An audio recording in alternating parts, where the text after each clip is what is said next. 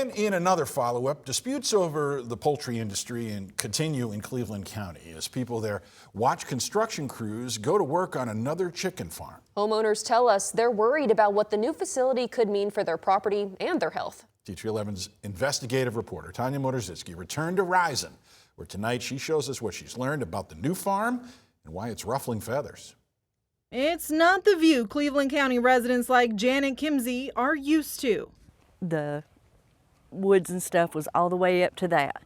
Then they came in and they clear cut it. What was once a shady area filled with trees is now a clear view of chicken houses under construction. My dad, first the words out of his mouth when he found out they were coming, he's like, I think I'm fixing to move. But we've been here for, 100 years. We first met Kimsey last year when the state ordered Tina Farm to address waste runoff following an inspection prompted by complaints from neighbors. Bad days, you can smell it. 7 months later, Kimsey says the problem is growing as their community welcomes more chicken farms. Here to there, and there's chicken houses everywhere. Including this one just off of US 63. There could be 60,000 plus chickens over there, depending on what they're going to be raising, because I don't have any idea on that either. And when she asks questions, Kimsey says, we don't get any answers. Now she and other residents are pushing county leaders to take action. Kimsey told us she and her dad spoke at the quorum court meeting in June.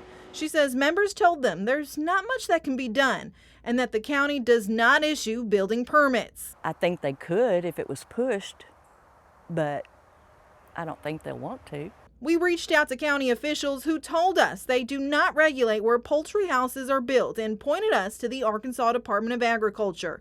We contacted the agency for 2 weeks to learn more about the approval process and this project, but we have not heard back. We also looked into the farm currently being constructed. According to county property records, the land is owned by Dault Family Farm LLC.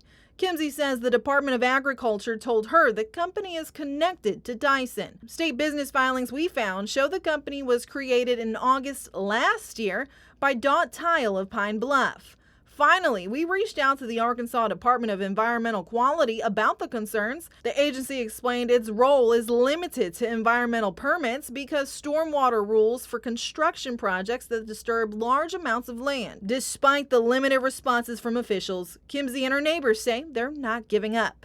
I don't want them over there, but there's probably not a thing in the world I can do. But I'm going to give it my best fight. In Risen, Tanya Motorzitsky, THV 11 News.